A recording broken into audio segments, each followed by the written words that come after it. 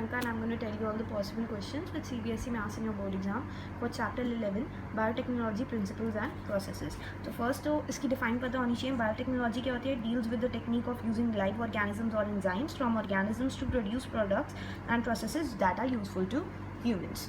Then principles में कुछ नहीं है. फिर यहाँ पे ये पता होना चाहिए, इस ईयर 2017 बोर्ड में दिल्ली वाले में आया था कि right the steps for construction of the first RDNA. सो इसमें क्या आएगा, स्टैनली कोहेन और हर्बर्ट ब्रोवरी ने 1972 में स्टेप्स कैरी आउट करे थे कंस्ट्रक्शन करने के लिए RDNA के. A gene encoding antibiotic resistance in the native plasmids of Salmonella typhimurium V was identified. Okay, plasmid is an autosomal replicating circular extrachromosomal DNA. The desired DNA was cut at specific location by a restriction enzyme. The cut DNA was linked to the plasmid DNA and transferred to the E. coli for gene multiplication. Fine.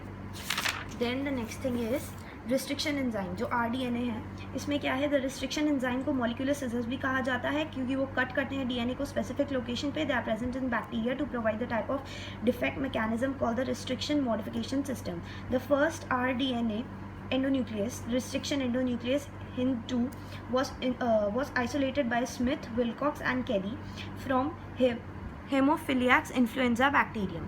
ठीक है, बस इतना पता होना चाहिए यहाँ तक. फिर नेमिंग कैसे करेंगे ये पता होना चाहिए. डायरेक्ट नेम बनाने के लिए पूछा जा सकता है, नेमिंग के प्रोसेस पूछे जा सकते हैं. First letters derived from genus name and the next two letters from the species name of the prokaryotic cell from where the enzymes are extracted. The Roman numbers follow the name show the order in with the enzyme was isolated from the bacterium strain. तो Roman numbers से पता चल रहा है हमें, जैसे 1 लिखा हुआ है और first letter from the genus name. E को हमने जीनस फर्स्ट लेटर ई लिया ना, हाँ, इससे फर्स्ट लेटर E लिया है और रोमन न्यूमरल 1 लिया है और R लिया है सेकंड वाले से इसका. यस. रिस्ट्रिक्शन एंजाइम जो होते हैं दो कैटेगरीज में, एक्सोन्यूक्लियस और एंडोन्यूक्लियस. एक्सोन्यूक्लियस जो होगा वो कट करेगा DNA के एंड्स पे और endonuclease cut at specific. Okay, तो नाम में कंफ्यूज मत, जहाँ पे एंड लिखा है ना वो एंड पे कट नहीं करेगा, वो स्पेसिफिक पोजीशन पे कट करेगा. और जहाँ पे एक्सो है वो एंड पे कट करेगा. थोड़ा ऑपोजिट है बट ये पता होना चाहिए. फिर ये तो पता ही होगा, रिकॉग्निशन पैलिंड्रोमिक सीक्वेंस होता है जिसको अगर मैं यहाँ से देखूँ एक साइड से तो ये कॉरस्पॉन्डिंग है, अगर दूसरी साइड से देखें जैसे ये कोडिंग स्ट्रैंड है और ये टेम्पलेट स्ट्रैंड है. क्या है, the recognition sequence of endonuclease are palindromic, that is the sequence of the base pair reads the same on both end of the DNA strand when orientation of reading is kept the same. मतलब अगर मैं 5 वाले से start करूँ पढ़ना orientation 5 से, तो फिर मेरी रीडिंग की जो सीक्वेंस है वो सेम आएगी. 5 से GAATTC आया और यहाँ से किया तो भी GAATTC आया. ये कोडिंग स्ट्रैंड है और जो 5 से 3 तक जाता है वो कोडिंग है, जो 3 से 5 तक जाता है वो टेम्पलेट है. Then mechanism action of endonuclease ये पता होना चाहिए. वेक्टर DNA को कैसे कट किया, फिर इसके स्टिकी एंड से कैसे जॉइंट किया, अभी हम पढ़ते हैं. यहाँ पे मैकेनिज्म में क्या होगा, every endonuclease inspects the entire DNA sequence for palindromic. पहले एंडोन्यूक्लियस इंस्पेक्ट करता है कि पैलिंड्रोमिक रिकॉग्निशन सीक्वेंस कहाँ पे है. On finding the palindrome the endonuclease binds to the DNA. Endonuclease कौन सा है, स्पेसिफिक लोकेशन पे कट करेगा, एंड्स पे कट नहीं करेगा. उसने वहाँ पे लोकेशन फाइंड की और फिर वहाँ पे कट कर दिया सीक्वेंस को. फिर यहाँ पे क्या है, it cuts the opposite strand of DNA in the sugar phosphate backbone a little away from the center of the palindromic site but between the same bases of the both strands. This result in the formation of single stranded overhanging stretches at the end of the strand जिनको हम sticky ends कहते हैं. ये sticky ends form हो गए जब इसे cut कर दिया और फिर sticky ends को जॉइंट कर दिया जाएगा DNA ligase से. Sticky ends facilitate action of DNA ligase end to end जब उन्हें ज्वाइंट कर दिया जाता है to readily form hydrogen bond with complementary strands. In genetic engineering DNA from different source cut with the same restriction enzyme. Same restriction enzyme से cut करके उन सबको ज्वाइंट किया जाता है स्टिकी एंड्स पे DNA लाइगेज से एंड टू एंड ज्वाइंट किया जाता है. फिर एक अच्छा है DNA फ्रेगमेंट जिसको जेल इलेक्ट्रोफोरेसिस कहते हैं. डायग्राम पता होना चाहिए. अच्छा, यहाँ पे कंफ्यूज मत हो जाना, यहाँ पे कैथोड जो है वो नेगेटिव है और एनोड जो है वो पॉजिटिव है. यस, उल्टा लग रहा होगा पर ऐसे ही यहाँ पे कैथोड नेगेटिव है, एनोड पॉजिटिव है. क्या है इसमें, gel electrophoresis is technique to separate DNA fragments on basis of their size. Firstly, the sample DNA is cut into fragments by restriction endonuclease specific position पे की है cut. The DNA fragment being negatively charged है DNA fragment, तो वो positive side की तरफ जाएगा जो कि हमारा एनोड है. नेगेटिव कैथोड नहीं है यहाँ पे, एनोड है यहाँ पे. नेगेटिव कैथोड है सॉरी, और पॉजिटिव एनोड है, और डीएनए नेगेटिव है तो ये एनोड की तरफ मूव करेगा.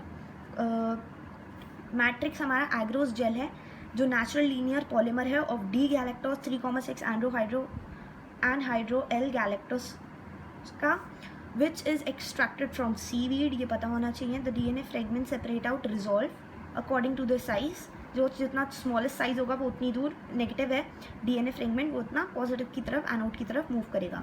क्यों ही मूव कर रहा है? क्योंकि उसकी सीविंग प्रॉपर्टी है एग्रोस जेल की. Smaller fragment size farther it will move.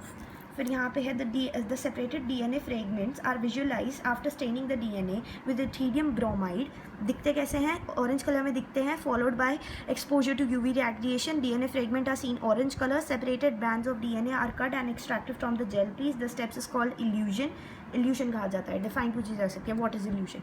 The purified DNA fragments are used to form rDNA which can be joint with the cloning vector. Cloning vectors में okay, so plasmid, autosomal replicating circular extrachromosomal DNA, bacteriophage, virus infecting bacteria. फिर PBR322 use करेंगे हम cloning vectors के लिए. Okay, सो ये वाले तो direct याद करने वाले हैं कि ओरिजिन ऑफ रेप्लिकेशन ORI, ये पूरा डायग्राम पता होना चाहिए. ORI selectable marker sorry, cloning sites, vectors for cloning gene in plants and animals, inactivation of antibiotics, ये डायरेक्ट याद होंगे, इनमें कुछ समझने वाला नहीं है. इंसर्शनल इनएक्टिवेशन, ये इंपॉर्टेंट है. Insertional inactivation. फिर कंपेटेंट होस्ट, ये अच्छा क्वेश्चन है. DNA being hydrophilic molecule can not pass through cell membrane. इसीलिए बैक्टीरिया को कॉम्पिटेंट बनाना पड़ता है ताकि डीएनए मॉलिक्यूल उसे एक्सेप्ट कर ले. फिर कॉम्पिटेंसी क्या होगी? Ability of cell to uptake the foreign DNA. Chemical और फिजिकल मेथड होगा. केमिकल में क्या होगा? Cell is treated with specific concentration of divalent cation positive such as calcium to increase the pore size in cell wall. The cells are incubated with recombinant DNA on ice, followed by placing them briefly on 42 degree Celsius and then put in bank on ice. इसको हम heat shock देने हैं. पहले उसे ice पे रखा, फिर 42 degree पे रखा, फिर आइस पे रखा, तो इससे हीट शॉक मिला. ठंडा गर्म ठंडा. फिजिकल मेथड अच्छे हैं.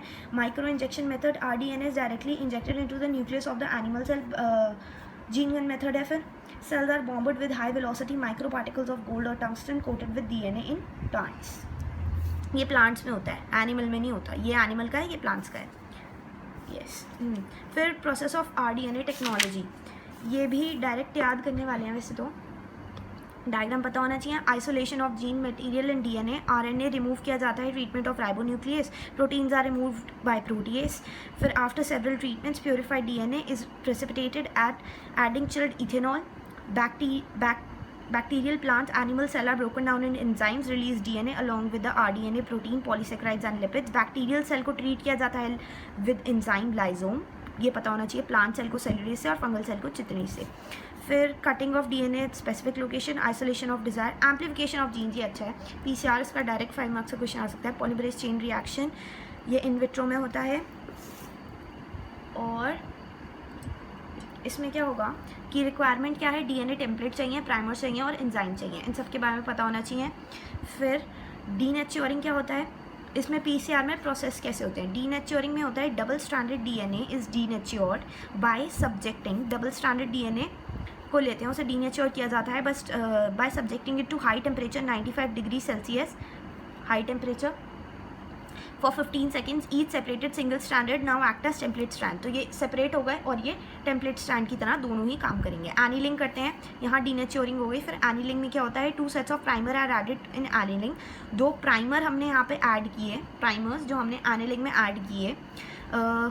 3 end of each separated strand, 3 ends पे 3 एंड पे ऐड किए हैं प्राइमर्स एनीलिंग में.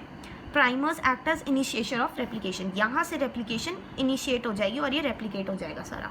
ठीक है. एक्सटेंशन में ये DNA polymerase extends the primer adding nucleotides complementary to the template provide in reaction. A thermostable DNA polymerase, Taq polymerase को यहाँ पे यूज़ किया गया है. Used in reaction which can tolerate the high temperature of the reaction. All the steps repeated many times. Obtain several copies of desired DNA. PCR पूरा याद होना चाहिए. फिर यहाँ पे डायरेक्ट स्टेप्स हैं तो सारे पता होने चाहिए. ओके, सो बायोरिएक्टर्स पे आते हैं. Bioreactors are vessels large volume 100 to 1000 litres के होते हैं. Stir tank bioreactors are commonly used as bioreactors. इन दोनों में से ये स्टिर टैंक है और इसी को कॉमनली यूज़ किया जाता है। ये बहुत सिंपल है कि स्टिर टैंक में क्या होता है, लार्ज स्केल प्रोडक्शन होती है रिकॉम्बिनेंट प्रोटीन की, एंजाइम्स की, यूजिंग माइक्रोबियल प्लांट्स, एनिमल्स और ह्यूमन के टिश्यूज़। ये स्पार्क्ड स्टिर टैंक बायोरिएक्टर है। स्टिर टैंक है सिंपल और ये स्पार्क्ड है, ये कॉमनली यूज़ होता है।